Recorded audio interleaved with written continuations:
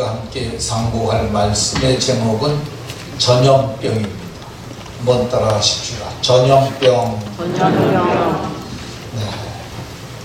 옆 사람과 서로 인사하면서 이렇게 서로에게 복을 빌어줍니다. 전염병에 걸리지 말고 건강하고 행복하게 사는 복이 있으시기 바랍니다.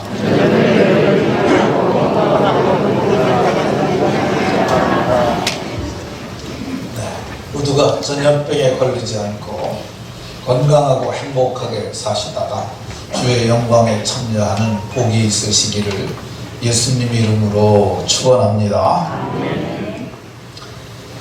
사람이 세상에 태어나서 살다가 죽는 것은 하나님의 정하신 것이라고 성경에 말씀합니다. 그러나 아무리 정하신 것이 죽는 것이라고 하지만 너무 어려서 죽으면 안타깝습니다. 또 사고로 죽으면 참 안타깝습니다. 저보다 한 살 어린 제 초등학교 후배가 있는데 그 친구가 자동차 사업을 한다고 트럭을 한 대 샀어요.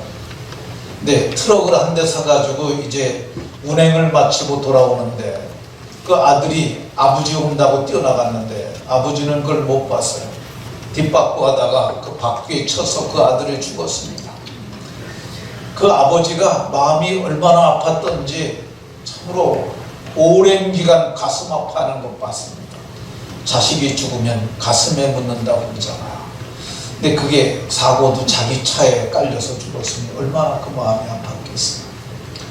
병들어 죽어도 안타깝습니다. 잘 자란 자녀, 훌륭하게 자란 자녀, 정말 눈에 넣어도 아프지 않을 그 자녀가 갑자기 이상한 돌림병에 걸려서 죽게 되면 그것 때문에 부모는 평생 가슴 아파하고 안타까워합니다. 최근 중국에는 이러한 일이 참으로 끔찍하게 많이 일어났습니다. 중국으로부터 우한 지역으로부터 시작돼서 우한폐렴이라고 부르는데 그 우한폐렴으로 이 감염이 확진된 자들이 중국 국가위생건강위원회는 지난주까지 약 7만 5천 명이 감염되었고 죽은 사람이 2,004명이 죽었다고 이렇게 말하고 있습니다. 근데 우리나라의 TV에 나와서 뉴스에서 대답을 했던 한 그 전문가는 말하길 중국 통계를 어떻게 믿습니까? 그 말은 뭐예요? 중국이 통계를 조작하거나 감추고 있기 때문에 실제는 그거보다 훨씬 더 많고 훨씬 더 많이 죽었을 것이라고 이렇게 말합니다. 근데 우리나라는 민주화가 됐고 언론이 이제 많이 정직해져서 거의 정확하게 보도를 하는데 어제 오후 5시에 보도를 나온 걸 보면은 433명이 감염됐다고 이렇게 말합니다. 확진 판정을 받은 사람이 433명. 그리고 그 중에서 신천지에 속한 사람들이 231명, 약 43%, 거의 절반이 신천지에서 확진자가 나왔다고 이렇게 얘기를 하고, 사망자는 3명이 죽었는데 어떤 데는 2명 죽었다고 얘기를 해요. 근데 그 3명 중에 한 명은 집에서 죽어가지고 거기 나중에 보니까 코로나19에 감염된 사람이에요. 그래서 이 사람을 사망자에 포함시키기도 하고 안 시키기도 하는 걸 볼 수 있습니다. 어쨌든 대구는 지금 거리가 한산하다고 얘기를 합니다. 대구는 모든 공공기관이 거의 폐쇄되다시피 했고, 대구에 우리 총회에 속한 동심교회라고 하는 교회가 있는데 그 교회 권성수 목사는 교회를 자발적으로 2주간 폐쇄하기로 결정을 했어요. 근데 이 동심교회는 약 7,000명 정도가 모이는 대형 교회인데 그 교회가 자발적으로 선제적 대응이라고 하는데 이거를 교회가 선제적 대응을 해서 폐쇄하는 게 맞다 해서 예배의 양태를 달리하는 겁니다. 그래서 영상을 교회에서 공급을 하고 가정에서 예배하는 방식으로 2주간 예배하기로 했던 것을 들었습니다. 요즘에는 거리를 다니는 사람들도 엄청 줄어서 대구가 거리가 무섭다고 하는 앵커의 보도도 있었고요. 그리고 거리를 다니는 사람들이 다수가 마스크를 쓰고 다니는 그런 모습을 봅니다. 우리 교회도 이게 7개 광역시도 단체가 모두가 확진자가 나왔기 때문에 우리 교회도 이게 확산되는 것을 방지하고 성도들의 건강을 위해서 예배 때 마스크를 쓰고 나오라고 이렇게 말했습니다. 이 마스크를 쓰는 이유는 뭐냐면 내가 안 걸리는 것도 있지만은 이게 내가 안전파하는 것도 있어요. 여러분들은 제가 보기 한 명도 감염자 없는 것으로 아는데 이 감염방 경로를 갖다가 의학자들이 그 비말 감염이라고 합니다. 비말이 뭐냐면 비자가 흩어진다는 뜻이에요. 이게 비산이라는 옛날에 개방형 발동기라는 방울동기에 오일을 공급할 때 이 크랭크 축에다가 이렇게 숟가락 같은 걸 달아서 계속 퍼끼지는 거야. 그래서 그 엔진을 끄고 보면 온통 기름투성이에요. 그게 비산식이라는 건데 마찬가지로 이게 비자가 내 입에서 흩트는 거야. 마른 가루를 뜻하는 거야. 내 입에서 튀어나가는 이게 튀어나가게 되면은 이거를 통해서 감염이 일어나는 거죠. 그래서 이 찬송가를 1절만 부르는 이유가 거기 있고요. 그리고 찬양 팀들도 다 찬양단도 찬양대도 쉬는 이유가 이거를 뿜어내는 걸 덜 하게 하려는 겁니다. 물론 확진자 한 명도 없고 여기에 병든 사람 하나도 없지만은 일부러 그걸 의도적으로 그렇게 하는 겁니다. 신천지가 감염자가 많았던 이유가 뭐냐면 내 속에 있는 걸 막 뿜어내는 거예요. 그냥 앉아갖고 심체하니까 그냥 쫙 그러고 막 튀어나가고 그러거든요. 그래서 지난 금요일 날도 주여 안 했어요. 한 번씩밖에 안 해요. 3번씩 하는데. 근데 이렇게 이걸 그래서 감염 경로가 그러하기 때문에 그래서 찬송가도 1절만 부르라고 그러고 마스크도 이렇게 하고 쓰라고 한 것입니다. 가능하면 사람들 접촉하는 걸 덜어라고 그러고 악수도 하지 않고 그래서 목례, 눈인사로 이렇게 머리 숙여서 이런 방식을 하고 또 이러다 보니까 경제도 많이 위축되는 것 같아요. 문재인 대통령께서 시장에 갔더니 어떤 아주머니, 상인 아주머니에게 요즘 경제가 어때요? 그랬더니 거지같아요 이렇게 얘기를 했는데 좀 대통령께는 좀 좋게 말을 했으면 좋았을 것 같다는 생각도 들고 또 그렇게 말을 했다 그래도 그 신상토리를 하는 사람들도 그런 거 가지고 그렇게 하는 것은 좀 심한 것이 않았나 하는 생각이 듭니다. 근데 역사를 보면 이러한 전염성 질환이 오늘날만 있는 게 아닙니다. 역사를 보게 되면 크게 전염병이 창궐해서 많은 사람이 죽었던 기록이 이 역사에 기록이 되어 있어요.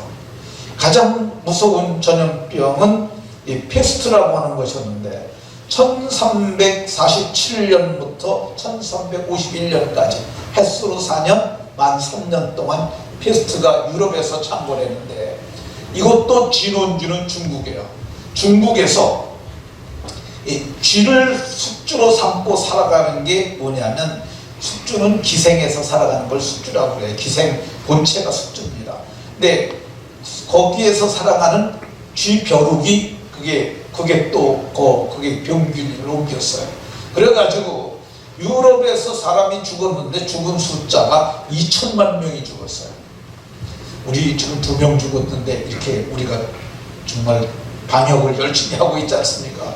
그런데 20명도 아니고 200명도 아니고 2000명도 아니고 2만 명도 아니고 20만 명도 아니고 200만 명도 아니고 2천만 명이 죽었으니 그게 참으로 지금 북한 하나가 다 없어졌다. 북한에 인구 하나도 없이 죽은 것만큼 그렇게 많은 무서운 질병이 있었어요. 이 페스트가 발병이 되게 되면 가슴이 통증이 오고요. 그리고 기침하게 되고요. 그리고 피도 쏟고요. 각혈이라고 해요. 그리고 숨쉬기가 곤란해지고 그리고 이 종창이라고 목과 겨드랑이 밑 같은데 이만한 것들이 생기는 거예요. 저렇게 생겨가지고 그게 골마 터지고 그러니 얼마나 힘들겠어요. 그러다가 혼절을 합니다. 까무러치는 거죠. 까무러치고 마침내 사망에 이르는 건데 참으로 무서운 질병이라 할 것입니다. 근데 우리나라에는 그런 질병이 없었느냐? 과거 기록은 제가 말하지 않고요. 1890년대에 4차례에 걸쳐서 있었는데 큰 거 두 개만 말하도록 하겠습니다.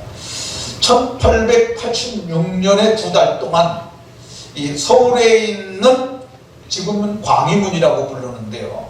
이 광희문이라고 불리는데 이게 옛날에 시구문이라고 불렀어요. 이 시자가 시체를 뜻할 때 시자예요. 시체가 시구문, 구멍 구자예요. 구자는. 그러니까 이 구자인데 이 시구문을 통해서 몇 명이 나갔느냐면 2달 동안에 6,000명이 나갔어요. 그러니까 2달 동안에 6,000명이 나갔으니까 하루에 시체가 200구씩 나간 거야. 그럼 많이 나갈 적에는 뭐 줄을 이어서 시체가 나간 거죠. 무서운 질병이에요. 이게 호랄열이라고 하는데 그걸 요즘 용어로는 콜레라라고 얘기를 합니다. 그러면 당시 한양에 사람이 얼마나 살았느냐? 근데 1790년대에 한양에 살았던 인구가 20만 명이라고 얘기를 해요. 그러니까 태조 이성계가 건국을 하면서 수도를 한양으로 정했는데 그때부터 400년 동안 도시가 형성된 게 20만 명이었어요. 그 후 100년 뒤에 일어난 거니까 100년 만에 40만까지는 안 됐겠지만 40만 명이라 갔고, 그리고 옛날에는 이게 지금 4인 가족을 보통 얘기를 하는데 옛날에는 10명씩 살았어요. 한 집에 6명, 8명. 그렇게 따지면 6인 가족만 잡아도 그게 6만 6천 세대밖에 안 되고, 그 중에 6,000명이 죽었다고 그러면 한 집에 한 명꼴로 사망자가 나왔다. 얼마나 끔찍하겠어요. 그리고 10년 뒤에 청일전쟁 후에도 또 이것이 발병해서 5,000명이 시구문을 통해서 나갔습니다. 근데 이게 너무너무 무서우니까 이 질병의 원인이 뭐냐? 어떤 사람들이 쥐 때문에 그렇다고 했어요. 그래가지고 사람들이 이 병을 어떻게 막을까? 대문간에다가 고양이를 그려서 붙였대요. 왜 그럽니까? 쥐가 무서워서 못 들어오라고. 그래서 쥐로 말미암은 병이니까 못 들어오게 한다고 그랬었는데, 그러니까 이거를 그때 당시 사람들은 귀신으로 말미암은 것이라고 그렇게 많은 사람들이 생각을 했어요. 쥐 귀신이 질병을 가져오니까 우리는 고양이 신으로 대처를 하겠다, 그렇게 했었는데, 그때 당시에 이거를 갖다가 병균으로 봤던 사람이 있어요. 그게 에치슨이라고 하는 그 의사였는데, 이 사람이 제주원이라고 언더우드가 세운 그 병원의 2번째 원장으로 에치슨이 왔는데, 에치슨이 이건 병균입니다라고 얘기를 했어요. 사람들이 못 알아들으니까 고종 황제를 찾아가서 설명을 하고, 이거는 그렇게 대응해야 될 게 아니라고 대응 방침을 얘기를 해줍니다. 황제의 명으로 그래서 벽보가 붙여지고 대응 방침이 붙여지고, 병든 사람들은 제주원을 찾아가라. 그래서 이 사람들이 그 병을 막는데 지대한 공연을 했다 해서, 역사는 이렇게 기록합니다. 고종은 에비슨 의사 등 선교사에게 포상하며 치하했다, 이렇게 말합니다. 근데 이거보다 더 많은 무서운 독감이 하나 있었어요. 그게 무호독감이라고 부르는 건데, 무호년이 1918년이에요. 우리가 1919년에 김희독립선언을 낭독하고 독립선언을 했잖아요. 근데 그거 1년 전에 그때 우리나라에 무호독감이 걸립니다. 근데 그걸 스페인 독감이라고 불러요. 근데 그 독감이 얼마나 무서웠던지, 이 일본이 그때 당시 통치하던 때라 조선 총독부 통계 연감에 의하면은 당시 조선인은 1678만 명, 1678만 명이었어요. 그러니까 우리나라가 지금 이 남한만 해도 5천만이 되잖아요. 남북한 합친 숫자니까 옛날에는. 그러면은 우리나라 인구의 5분의 1 정도밖에 안 됐다는 겁니다. 근데 그때 감염된 사람이 742만 명, 거의 절반이 그 스페인 독감 걸렸고요. 그 중에서 1.87%, 그러니까 걸린 사람들 중에 2명 걸린 사람들 중에 2명꼴로 13만 6,128명이 죽었어요. 그러니까 병 걸려 2% 정도 사망률이 나온 거죠. 참으로 무서운 질병이라 아니할 수 없습니다. 그러면 우리는 이런 전염성 질환에 대해서 기독교인으로서 이 질병에 대해서 어떤 입장을 가져야 하느냐? 어떤 사람들은 이거 마귀가 하는 질병이라고 얘기를 합니다. 근데 성경을 우리가 살펴보면서 이 질병이 도대체 왜 생기는 거고 우리는 이 질병에 대해서 어떤 입장을 가져야 할지 살펴보겠습니다. 오늘 우리가 봉독한 본문은 블레셋에 임한 전염성 독한 종기에 대한 기록입니다. 이 질병이 발생한 것은 전쟁과 관련이 있는데 이스라엘 백성들하고 블레셋하고 전쟁을 붙었어요. 이스라엘은 에베네셀에 진치고 저 사람은 아벡이라는 데다, 블레셋은 아벡에다 전을 치고 전쟁을 했어요. 그래서 이 전쟁의 이름을 역사학자들은 아벡 전쟁, 아벡 전투라고 이렇게 부릅니다.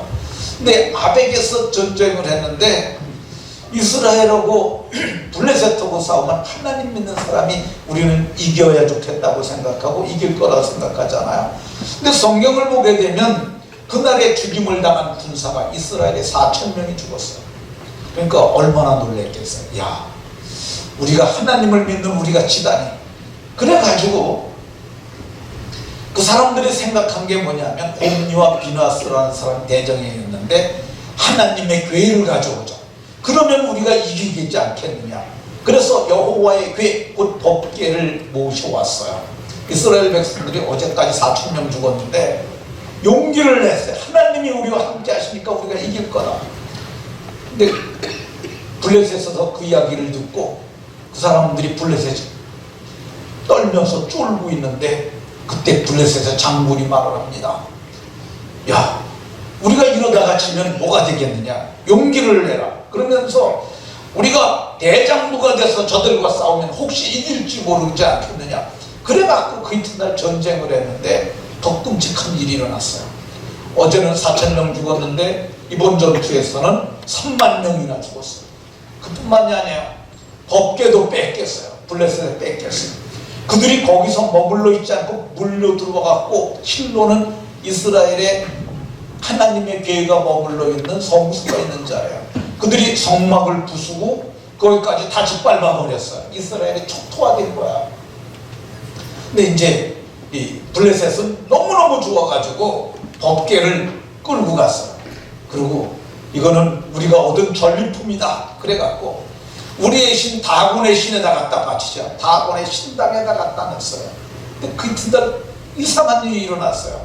아침에 이 다곤이 신전에 가봤더니 그 다곤이 다곤은 사람 형상 비슷한 거야. 근데 그게 엎드려져서 법궤 앞에 절을 하고 있는 거야.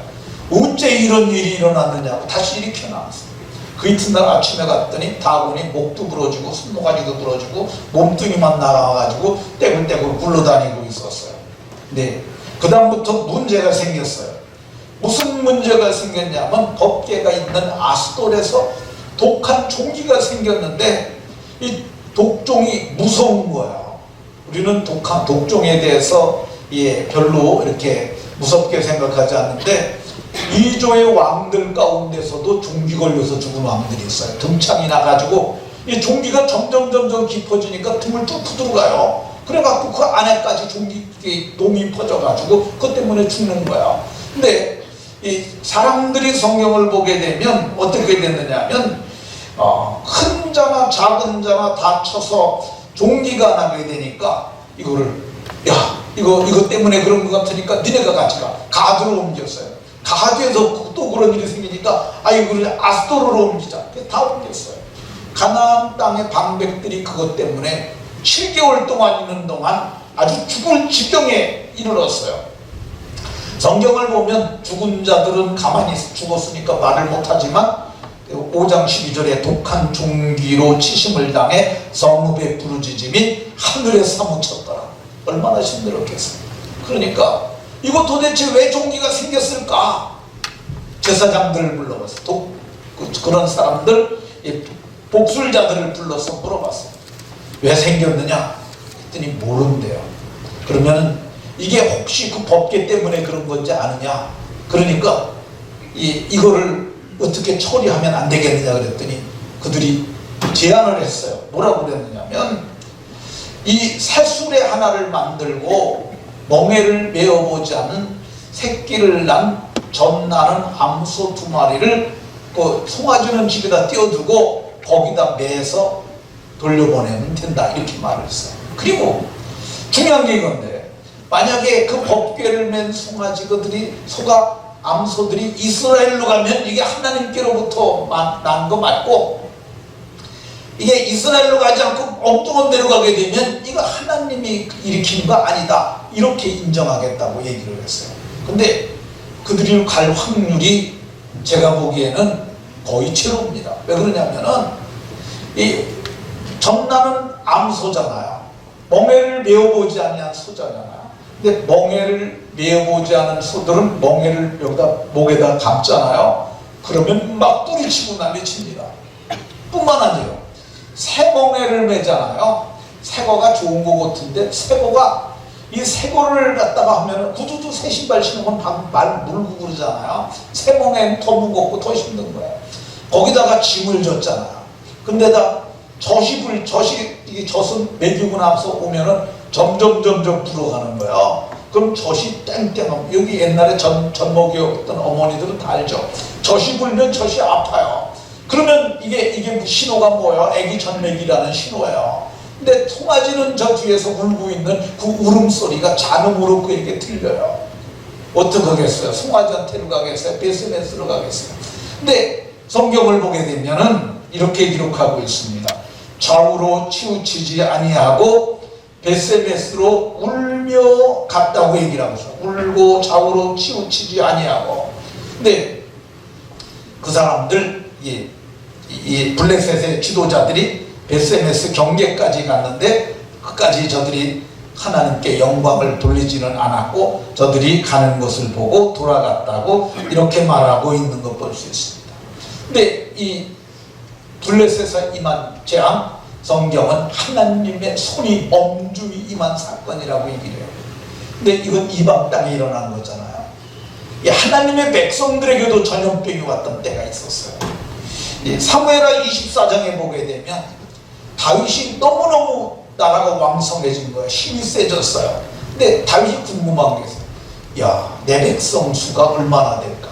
하나님은 계수하지 말라고 그랬어요. 그런데 내 힘이 얼마나 셀까 해가지고 군대장관 요압을 불러갖고 너 단에서부터 부엘세배까지 다니면서 사람을 좀 세라. 요압이 말립니다. 하나님께서 100배나 백성을 더 많게 하시길 원합니다. 그러니 이거 세지 마도록 하십시오. 그랬는데 다윗이 불같이 세우라고 얘기를 하니까 9달 20날 만에 그들이 다 세갖고 왔는데, 이 보면은 이 담대한 칼을 뽑을 만한 자들이, 그 사람들은 20세부터 50세까지야. 이게 이 이스라엘에서 80만, 유다에서 50만, 130만이 되었다고 이렇게 얘기를 합니다. 근데 하나님이 이것과 다르게 진노하셨어요. 그래가지고 선지자 가시라는 사람에게 메시지를 보내셨어요. 너 이 3가지 중에 다윗에게 하나를 선택하도록 하라고 해라. 첫 번째, 왕의 땅에서 7년 동안 기근이 있는 거. 7년 기근 무섭죠. 또 왕의 원수들에게 석 달 동안 쫓겨다니는 거. 또 하나, 오픈이 꺼도 되겠는데, 그리고 왕의 땅에서 사흘 동안 전염병이 있게 하는 거. 왕의 땅에 사흘 동안 전염병. 근데 다윗이 생각을 합니다. 아, 내가 사람의 손에 빠지지 않고 하나님의 손에 빠지는 것이 차라리 낫겠다. 그래서 나는 사흘 동안 전염병을 택하겠습니다. 그게 사흘 동안 전염병이 돕니다. 그래서 사흘 동안 전염병이 걸려서 그때 이스라엘 전역에서 7만 명의 사람이 죽습니다. 근데 이 전염병이 어떻게 그치냐? 선지자가 얘기를 해요. 아리우나의 타작마당에서 하나님께 제사를 드리십시오. 근데 타작마당에서 제사를 마치니까 성경에 보니까 이스라엘에게 내리는 재앙이 그쳤더라 이렇게 말씀하고 있습니다.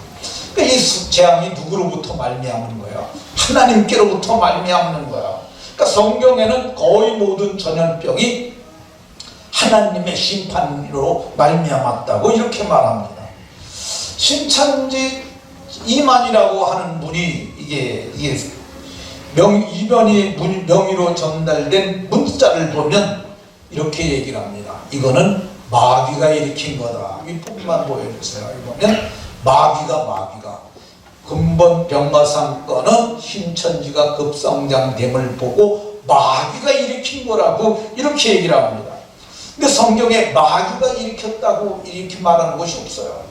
욥기에 보면 이렇게 나옵니다. 여호와께서 사탄에게 이르시되 내가 그의 소유물을 다 내 손에 맡기노라. 마귀에게 맡긴 거죠. 마귀가 그를 치는데 몸에는 손을 대지 마라. 그러니까 마귀가 할 수 있는 게 뭐냐? 하나님이 허용해야만 하는 거지 하나님이 허락하지 않으면 안 되는 겁니다. 애굽의 10가지 재앙도 마찬가지로 하나님께서 모세를 통해서 하신 것입니다. 그러니까 마귀가 일으키는 것이 아니라 하나님의 손이 엄중하게 보시고 심판하시는 것을 우리가 이것을 역사를 통해서 알아야 하고 성경을 통해서 알아야 합니다. 저는 오늘 이만희 씨에 대해서 이만희 씨가 쓴 글에 대해서 제가 어제 이게 언론에 공개된 글인데요. 띄워보세요. 근데 이걸 보면서 참 이렇게 무식한 사람한테 사람들이 미혹되는 이유가 뭘까 그 생각을 했어요. 여러분들도 이 글을 보셨을 거예요. 근데 제가 이걸 보면서 이거는 제가 보기에 문법적으로 맞지 않아요. 어법으로 맞지 않아요. 문장으로 옳게 정렬된 문장이 아니에요. 근데 이게 이만희 씨가 썼다고는 제가 확신을 하는 게 몇 가지 여기 보면 노인네 냄새가 풀풀 나요. 근데 제가 이거를 좀 이 사람이 쓴 것 중에서 한 2문장 정도만 제가 얼마만큼 많이 틀렸는가를 제가 보여드리겠습니다. 저는 국어학자도 아니고 국어를 전공한 사람도 아니에요.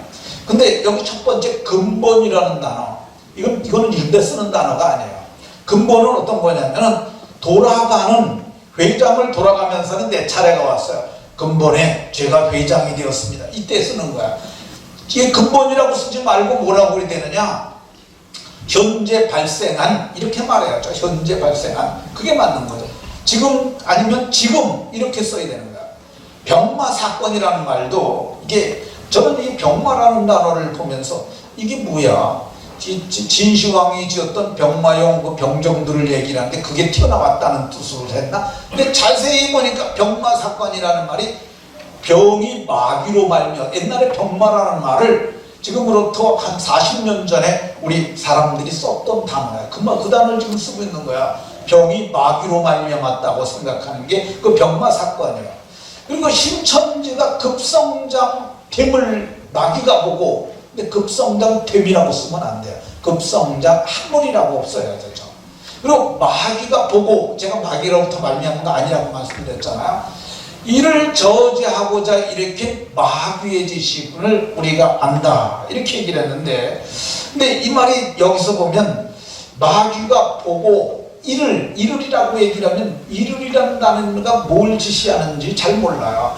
마귀가 보고 급성장을 저지하고자 일으킨, 급성장이라든지 성장이라든지 그걸 써야 되는 거야. 이렇게 마귀의 지심을 압니다 그랬는데 누가 안 한다는 거야? 누가? 주어가 빠졌잖아요. 우리가 압니다. 이렇게 써야 맞는 거야. 우리든지 신천지가 안다든지 그런 말이 들어가야 되는 거야. 다음에 문장을 보면 욥의 믿음과 시험같이 요 문장만 보면 말이 맞아요. 근데 그건 욥의 일생을 두고 하는 거죠. 욥의 믿음 그리고 시험 그거 그 뒤에 나온 우리의 발전을 파괴하지 않은 것 이게 말이 안 되는 거예요. 문장이 전혀 맞지가 않아요.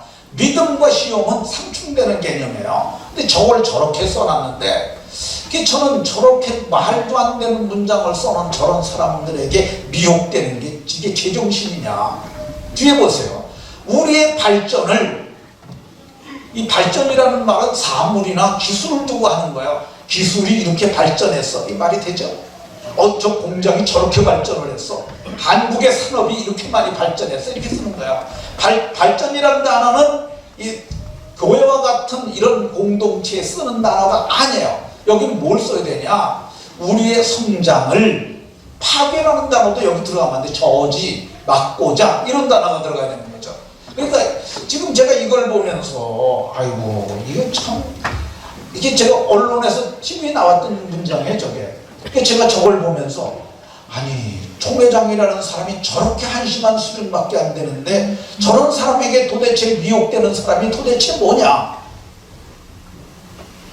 제가 총회장 이만희 씨의 명의로운 CD를 교회마다 다 보냈어요. 그러니까 제가 그걸 봤어요. 제가 듣는데 그렇잖아요. 이게 말이 되지 않는 거야. 말이. 그러니까 이게 말을 하면은 이게 설교도 논리적으로 설득을 해서 납득이 되게 되는 거예요. 근데 말을 하는데 납득이 안 되는 거야. 이게 뭔 말인지 도대체 이해가 안 가게. 그래서 참으로 이게 제가 5분도 안 듣고 아이고 이거 여기에 속는 사람 참 한심하다 그랬는데 성경은 이렇게 얘기를 하고 있습니다. 디모데전서 4장 1절에서 어떤 사람들이 마지막 때가 되게 되면 믿음에서 떠나 교회에서 다 빠져나간 사람들의 지금 신천지 규모를 자기네들이 뭐 교육받은 사람이 10만 명이 그따위 소리 하고 있는데 실제는 10만 명이 안 되고 8, 9만 명 정도로 추정이 됩니다. 근데 이 사람들이 다 교회에서 빠져나간 거야. 믿음에서 떠나 미혹해 하는 영, 속이는 영이죠. 혹하게 하는. 그런데 다 속 하나 먹은 거야. 여러분들 거기 공부방 가자 그러면은 그냥 단호하게 거절하고 거기 가봐야 볼 게 없어요. 들을 게 없어요. 거기 깨닫는 게 없고 다 거짓되는 거야. 그러니까 미혹하는 영과 귀신의 가르침을 따르는 것이라 이렇게 말할 수밖에 없다는 생각이 듭니다. 그럼 중국 우한에서 발생한 전염병이 이게 어떻게 된 거냐? 이게 마비로 말미암은 거냐? 먼저 중국에서 발생했던 지난해에 일어났던 중국에서 자행했던 중국 공산당이 행했던 영상 하나를 1분 17초짜리 하나를 보도록 하겠습니다.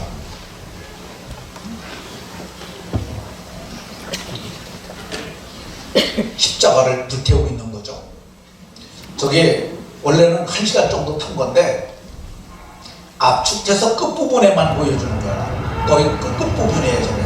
그래서 17초 정도 1분 17초 만에 저 십자가가 이제 무너지게 됩니다. 근데 십자가 불살라서 무너뜨리는 게 뭐 철거하기 힘들어서 그렇다 그러는데 참 내가 보기에 끔찍한 짓을 하고 있구나 하는 생각이 들어요.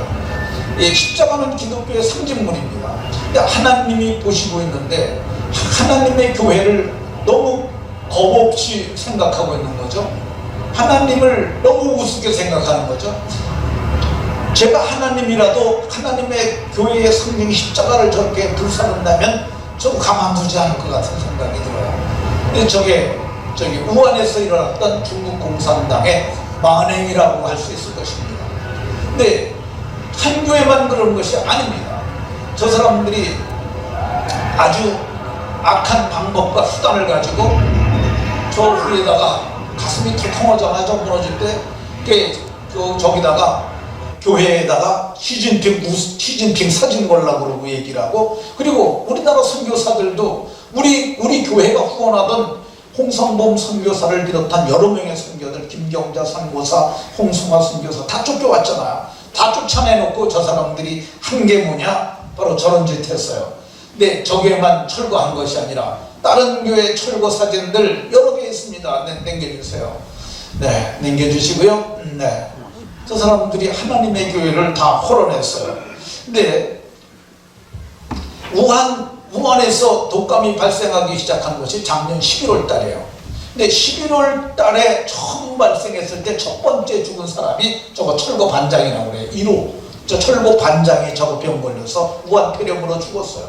그러니까 사람들이 그제서 경각심을 갖게 된 거죠. 참으로 이거 하나님의 교회의 십자가를 헐고 그랬던 자들이 걸리니 이게 하나님으로 말미암은 것이 아니냐 이렇게 생각하는데, 우리는 오늘 이러한 역사적 현실을 보면서 두려움을 가져야 됩니다. 이 정권이라는 것은 한시적인 거야. 북한도 이게 김일성 우상화로 해서 지금 3대 내려왔는데 그게 언제까지 갈지 몰라요. 불원만에 저는 끝날 것으로 봅니다. 중국의 역사를 연구했던 역사가들은 중국의 왕조가 바뀐 게 70년이 한 번이라고 얘기해요. 근데 지금 중국의 공산정권이 언제 들어왔느냐면 1949년에 들어갔어요. 그러니까 지금 딱 71년 됐어요. 시진핑이가 이렇게 계속 가다가는 하나님께서 저를 치실 수 있다는 것을 우리는 알아야 합니다. 사도행전에 보게 되면 12장에 헤롯이라는 왕이 야고보를 죽입니다. 그리고 하나님께서 하시는 일을 보고도 영광 돌리지 아니하니까 벌레가 먹어 충이 먹어 죽었다고 이렇게 얘기를 하고 있습니다. 그러니까 오늘날 일어나는 일련의 사태를 보면서 우리는 하나님의 손을 보아야 합니다. 우리가 이 전염병 시대에 어떻게 살아야 할까? 정부가 방역 대책으로 얘기하는 마스크 쓰라. 그러면 마스크 쓰시는 게 좋습니다. 네. 그리고 손을 잘 닦으라 그러면은 손을 잘 닦는 것이 좋습니다. 그리고 손을 우리 들어올 때 보면 그 알코올로 소독하라고 그러잖아요. 소독하라고 그러면 소독하는 게 좋습니다. 근데 집에까지 가져가서 저는 소독할 필요는 없다고 생각해요. 전문가들도 말하길 소독하는 거나 물에다 대고 흐르는 물에다 대고 빡빡 씻는 거나 효과는 똑같다고 그럽니다. 그러니까 30초 정도 손을 씻을 적에는 껍데기만 닦지 말고 요 손가락 사이 여기를 잘 닦아야 돼요. 여기. 그리고 손바닥에 여기 손금도 잘 닦으라고 그 사람들이 얘기를 하는데 닦으래 놓은 것도 잘 닦고 그러고 외출을 자제하라고 그러면 외출하지 말고 성경책을 많이 읽으면 됩니다. 그러나 이렇게 무한 폐렴이 힘들다고 그래서 너무 떨거나 너무 쫄거나 너무 겁먹지는 말아야 합니다.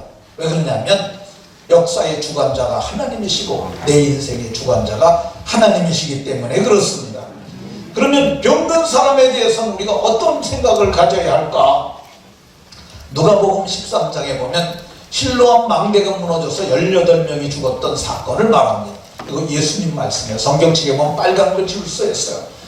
근데 예수님께서 말씀하시길 그 사람들 18명 무너졌다고 너네들 무너져 죽었다고 죄가 많고 저주받아 죽었다고 생각하는데 다른 모든 사람보다 죄가 더 있는 줄 아느냐? 그렇지 않다고 말씀하세요. 그러니까 하나님께서 이런 하나님의 징계와 진노를 표현하기 위해서 하는 일련의 사건이니까 병이 들렸다 할지라도 우리가 그 사람들 보고 죄받아서 그래 그렇게 마음은 안 돼요. 저주받아서 그래 그러면 안 돼요. 어떻게 해야 되느냐? 불쌍히 여기는 긍휼의 마음을 품어야 합니다. 그 사람들이 신천지를 알지라도 신천지에 속한 사람 진짜 불쌍한 사람들이에요. 그 사람들이 다 교회에서 환영받지 못해서 쫓겨나간 사람 많고요. 근데 교회에서 왔는데 늘 굴러다니는 돌끝에 누구하고도 잘 사귐도 없어. 그런데 신천지가 붙어가지고 그냥 너무 잘해주니까 거기에 꼬임에 그 정에 넘어가서 끌려간 사람들이 많다고 합니다. 그러니까 오히려 우리가 신천지에서 병들었다고 해도 그 사람 저주받아서 그랬다고 그러면 안 되고 불쌍히 여기는 마음을 가져야 할 줄로 아시고 그들이 돌아올 수 있도록 이번 기회에 다 돌아오는 은혜가 있도록 기도하시기 바랍니다. 그럼 우리가 병들면 어떡할까? 내가 병들면 어떡하겠어요? 그러니까 겁먹지 말고 치료 잘 받으면 삽니다. 이게 사망률이 치사율이 높지가 않아요. 그리고 이게 현재 한국의 의료시설이나 지금 음압병실 이게 기압 차이를 두고 하는 음압병실이 우리나라에 300개 정도 있다고 그래요. 그러니까 거기 들어가게 되면 안전하고요. 병균도 침입하지도 못하고 소독하고 그러면 금세 회복이 되고요. 특별히 젊은 사람들 오늘 예배도 안 나온 사람들 저 위에 휑하게 있는데 안 나온 사람들 많은데 젊은 사람들은 걸려도 안 죽어요. 잘 안 죽더라 보니까 통계상으로 보면 젊은 사람들은 애들은 잘 걸리지도 않고 걸려도 가볍게 지나가고 또 이제 걸려서 돌아가시는 확률이 많은 분들이 폐가 약한 폐렴이니까 나이 든 세대들이 많이 돌아가시는데 나이 든 세대들 뭐 쫄지 마시고 그때 병들면은 주여 내가 믿습니다. 예수 그리스도에 대한 믿음의 고백을 하고 그 주님이 나를 이렇게 쉽게 무한폐렴으로 데려가시나 보다 그러고 부르시면은 그냥 가는 거죠. 뭐. 그죠? 아멘입니까? 나이 드신 분들만 아니 암 걸려서 죽는 거보다 이게 얼마나 제 생각엔 그래요. 그리고 눈 감으면 천국인데 뭐 뭐가 걱정이겠습니까? 그러니까 저 세상에 아쉬움 다 내려놓고 언제라도 천국 갈 준비하고 믿음으로 살면 저는 괜찮다고 생각합니다. 그러나 이런 질병이 만연한다 할지라도 두려워할 필요 없습니다. 왜 그러냐면 이 성경에 누가복음 12장 7절에 하나님께서는 우리의 머리털까지 다 세신 바 되었으니 두려워하지 말라고 말씀합니다. 하나님께서 예수의 피뿌림을 통해서 생명을 구원한 우리들을 하나님께서 막아주셔서 정말 이 질병이 여러분을 하나도 건드리지 못할 줄로 믿으시기 바랍니다. 이번 시련을 통해서도 저는 하나님의 손을 보는 은혜가 있으시기 바랍니다. 저는 제가 아는 어떤 악한 사람 하나를 알고 있어요. 제가 제 친구한테 말했어요. 하나님께서 저 사람을 어떻게 다루시는지 우리 지켜보자. 근데 지금까지 지켜보고 있어요. 근데 그분이 참 교회의 중직자예요. 그래서 우리 교회 아니야, 우리 교회 아니니까. 근데 우리 교회 그런 거 한 번도 없어요. 근데 보면서 참 하나님이 어떻게 하시나 보자 그랬는데, 저는 이 무한 폐렴을 보면서 코로나19가 어떻게 지나가며 하나님의 손이 어떻게 이 역사 가운데 개입하시는가, 그걸 보려 합니다. 여러분들에게도 그걸 보시고 하나님을 더 크게 믿고 의지하는 복이 있으시길 예수님 이름으로 축원합니다.